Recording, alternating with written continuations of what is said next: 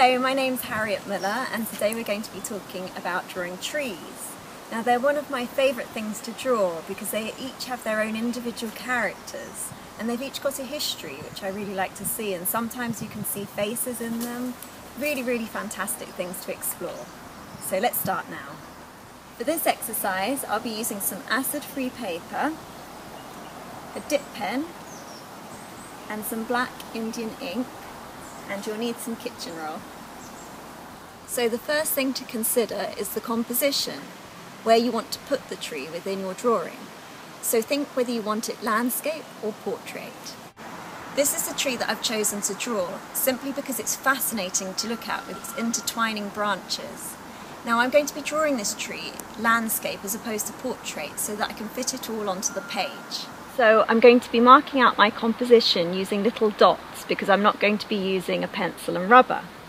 So I'm going to start my tree with the roots coming out here, the trunk there, a little dot. I know I'm going to go about that height for the first branch, that height for the second branch, and the top branch is going to come up to there.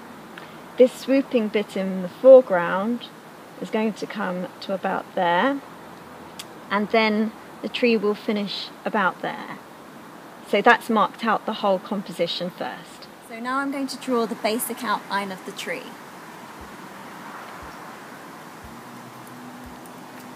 So I always start with the easiest parts, and I can see a nice curvature of the trunk of the tree, so I'm going to start there.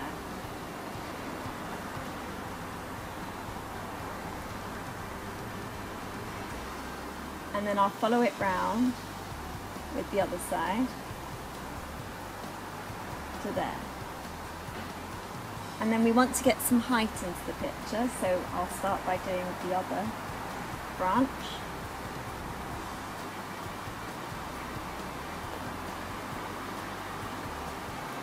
So I'm carrying on with the basic outline. As you can see, when you use a dip pen and ink, you sometimes get some splodges, but that's absolutely fine, don't worry. We're just doing sketching outdoors, so we can actually incorporate that into the drawing.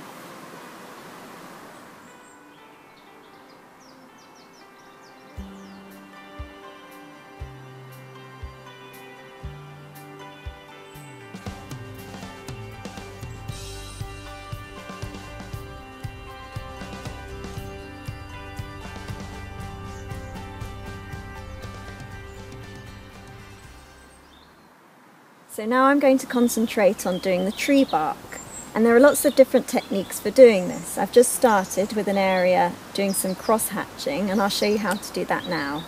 So if you start with an area of long lines all going in the same direction, and then with this you do lines going in the opposite direction, so you've got some vertical and some horizontal lines, and that's a very good technique for doing light and dark areas. So the more cross-hatching you do, the darker the area will be.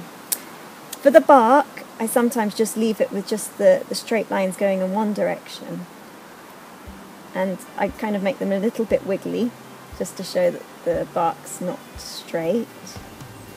And then I build this up and build this up, and then it creates quite a dramatic effect, particularly with this kind of dip pen. So now we're going to be looking at the light and dark areas. So I'm going to carry on building up all the cross-hatching to make the areas darker underneath the branches as they receive less light, and the areas on top where the light comes from I'll leave without any lines. So it'll make a nice light and dark effect.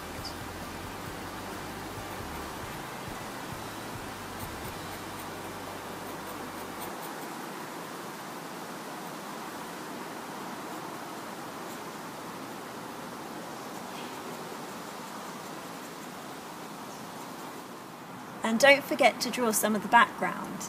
And I'll do that very lightly with very faint pen lines. And I do that just by switching over the nib of the fountain pen. So it produces a very fine line. I'm just giving the impression of the background.